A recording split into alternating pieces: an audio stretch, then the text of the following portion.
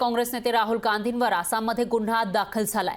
गर्दीला चिथावणी दिल्याचा आरोप त्यांच्यावर करण्यात आला आहे। तर भारत जोडो न्याय यात्रेला गुवाहाटीमध्ये प्रवेशही नाकारण्यात आलाय। वाहतूक कोंडीचं कारण देऊन प्रवेश नाकारण्यात आला आहे। नक्षलवादी डावपेच लढवल्याची शर्मा यांनी टीका केलेली आहे। तर काँग्रेस नेते राहुल गांधी यांच्यावर आसाममध्ये गुन्हा दाखल झाला आहे। पोलिसांनी दाखल केलेल्या प्राथमिक माहिती अहवालामध्ये गर्दीला चिथावणी दिल्याचा आरोप त्यांच्यावर आहे। राहुल गांधी यांच्या भारत जोडो न्याय यात्रेला मंगळवारी गुवाहाटीमध्ये प्रवेश नाकारण्यात आला। शहरामध्ये वाहतुकीची कोंडी होईल असं कारण देऊन आसामचे मुख्यमंत्री हेमंत बिस्वा शर्मा यांनी परवानगी नाकारलेली आहे। त्यानंतर काही वेळानं शर्मा यांनी राज्याच्या पोलीस महासंचालकांना राहुल यांच्या विरोधात गुन्हा दाखल करण्याचे आदेश दिले होते।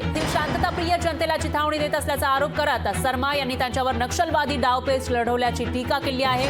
राहुल गांधींची भारत जोडो यात्रा सध्या सुरू आहे। मणिपूरमधून या यात्रेला सुरुवात झाली आहे। मेघालय मार्गे आता आसाममध्ये ही यात्रा पोहोचलेली आहे। पण गुवाहाटीमध्ये या यात्रेला प्रवेश नाकारण्यात आला आणि त्याचबरोबर राहुल गांधींविरोधात गुन्हा दाखल करण्यात आला।